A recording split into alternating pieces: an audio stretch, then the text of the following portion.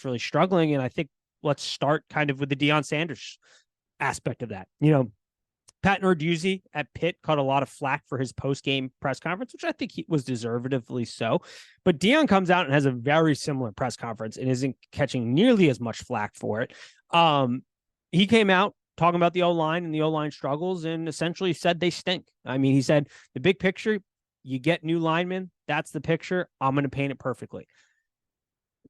I don't know necessarily about that message at this point in the season. You still got 4 games going. That's something you typically hear in the off season, but I think this is a reflection of a couple things that are sort of not necessarily going to say sour at Colorado, but troublesome.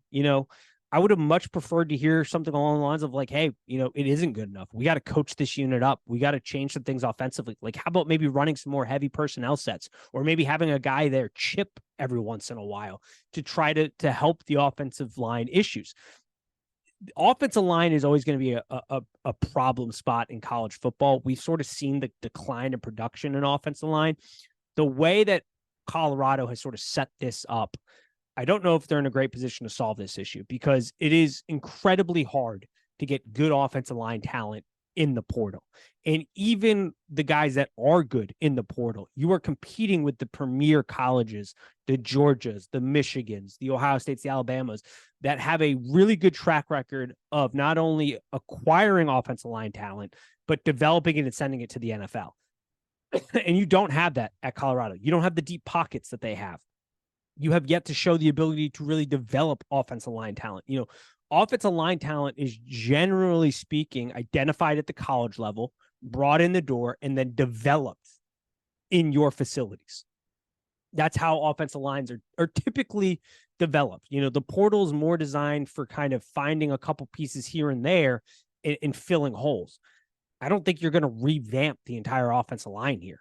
And we haven't seen really headway made in the high school ranks and getting recruits in the door that way from an offensive line standpoint. And you've got Deion also, talking a lot about how the luggage he was bringing to Colorado was Louis Vuitton and, all this great talent they were bringing in.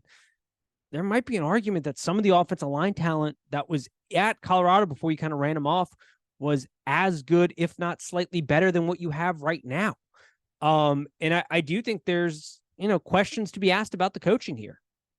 You're not talking about, coaching these guys up and changing some things to try to ease the offensive line adjustment. You're just wholesale being like, yeah, these guys stink. We got to get new players in the door.